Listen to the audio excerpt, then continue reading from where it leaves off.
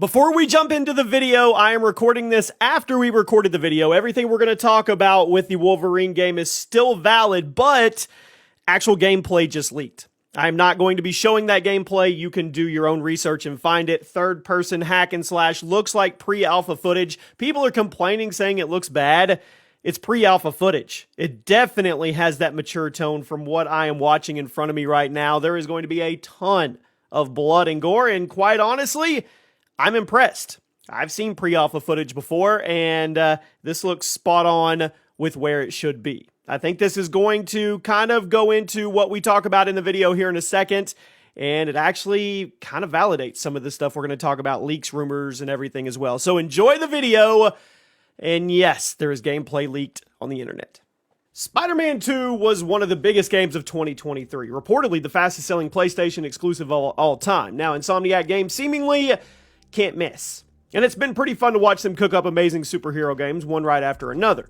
Now, we do know a third mainline Spider-Man game is believed to be in early production. The next game on their to-do list, though, is the long-awaited Wolverine project. It was teased back in September of 2021. Now, there's been a lot of drama surrounding this game, and today, we're going to go over everything that's come out about it, everything confirmed, everything leaked, and when you can actually expect to see official gameplay. I think we're a lot closer than some people actually think. So let me know in the comments if you're excited for Insomniac's game. Drop a like, and are you excited for Suicide Squad Kill the Justice League? It was trending on Twitter this morning, and not in a good way. I think footage leaked. I don't know. Anyway, you guys could go check it all out and let me know what you think. I'm going to play it just because I think it's going to be a wild story. But anyway, that's not what this video is about. So as you probably heard, Insomniac Games were recently hacked by a notorious hacker group known as Rice, something like that. They claim to have gotten access to a lot of confidential stuff from within the studio.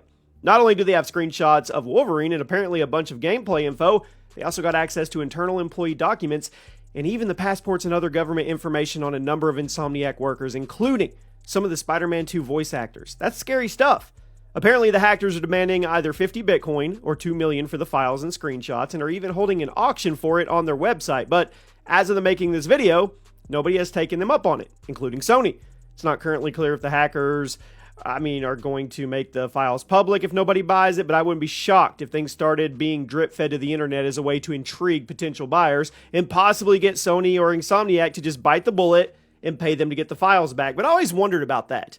You know they can copy the files, right? So how do you ever guarantee that they still don't have copies? I just always wonder that. Anyway, that being said, I think we're about to see a lot of stuff about Wolverine get leaked very, very soon because there's only two possible outcomes to this situation. Before we get into them, if you guys get anything from G2A, use code CHAOS. Get yourself some cash back, whether you're getting Steam codes, new PC games, whatever it may be. The link is at the top of the description. Now, the first outcome is that the files are bought by a third party and likely made public, because why would you pay $2 million for a leak if you were just going to keep it private? Second outcome is that the hackers just start making the stuff public on their own site because they couldn't find a buyer, because they just want to keep messing with Insomniac and Sony. The only way all of this stolen material doesn't go public is if Insomniac or Sony pays the hackers to get everything back. And I don't think it's going to happen, at least not before some of it goes public, at which point the damage is done. I simply don't think this situation is going to be resolved in a neat fashion, and a lot more stuff is going to find its way onto the internet before this story ends. But that also raises an interesting question. Is Insomniac going to try and get ahead of the leaks by just releasing some new Wolverine information on their own? It wasn't that long ago Rockstar found themselves in a similar situation, elected just to release the first GTA 6 trailer a whole day early so they could stay ahead of the leaks, make sure they maintain some kind of control of the hype train for their game. Now, obviously, the GTA 6 leaks were much more drastic than anything this hacker group claims to have on Insomniac, at least when it comes to marketing an upcoming game. This hacker group does claim to have sensitive employee information, which is obviously something Sony is going to want to get back, but it's entirely possible that Insomniac and Sony might try to get ahead of the situation by throwing together a Wolverine trailer and releasing it very soon. Now, it's currently believed that this game is scheduled to be shown off at one of the State of Play presentations next year, probably either the first one in February or the second one in late spring or early summer. The game is likely not going to launch until 2025, but Sony could use some hype generation here, and even though this situation is terrible for them, they could spin it. They could spin it into something a little more positive. Now let's move away from the leaks. There have been some debate over how Wolverine is going to stack up compared to Arcane's recently revealed Blade game. We haven't seen gameplay from either project, but Both are expected to be M-rated third-person action games that lean into things that make each character unique. Wolverine is expected to be extremely action-oriented, potentially even a hack and slash to some degree, while Blade is going to be a bit more slower, methodical, dynamic, take advantage of the main character's powers and abilities. The general vibe I'm getting from Blade's early concept art and confirmed details is an M-rated Batman Arkham City, which could be really awesome. I mean, with Blade as the main character, I'm on board. Meanwhile, Insomniac's game is sounding like somewhere between God of War and Dark Souls 2, but with Wolverine as the main character, and once again, I'm 100% on board. The main difference between the games right now is the art style. Both games have gotten a brief teaser trailer, and Arcane Studios recently released a batch of concept art for Blade. Now, Wolverine is seemingly continuing the mostly realistic art style of Insomniac's Spider-Man games, but Blade is seemingly going to be more stylized, more colorful, kind of looking like a comic book come to life, which is cool. The Blade concept art kind of reminds me of that game. Is it Sifu? Sifu? Did I say it right? I think it's going to fit the character and setting really well. It's also important to remember, the concept art doesn't necessarily represent a game's art style because a lot of things change during development, and some of Arcane's previous games like Deathloop, well, they also featured a very colorful and stylized art style during the concept art stage before taking on something much more realistic and grounded. But so far, the two games look like they're going to have very different presentations, which I think is great. It's going to distinguish them from one another, and it's going to capture their main characters' unique everything. Also, this is off topic a little bit, but James Gunn, I think, confirmed that we haven't seen the last Batman game in the we haven't seen the last Arkham series game.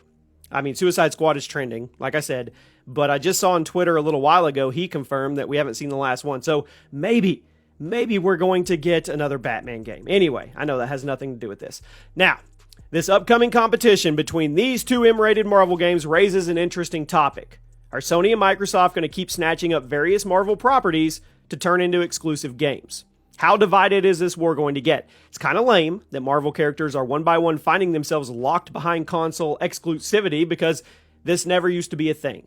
Before Sony picked up the exclusive rights to Spider-Man, Marvel video games would generally be on every single platform.